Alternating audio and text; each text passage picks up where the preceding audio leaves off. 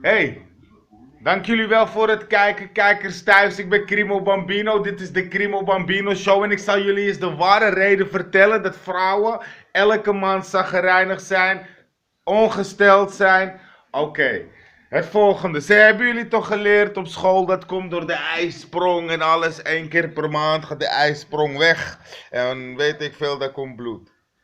Oké, laat me de ware verhaal vertellen. Jullie kennen toch Adam en Eva, het paradijs, de boom der verboden kennis, verboden vruchten, die appels, de duivel in de vorm van een slang, etc., etc., etc.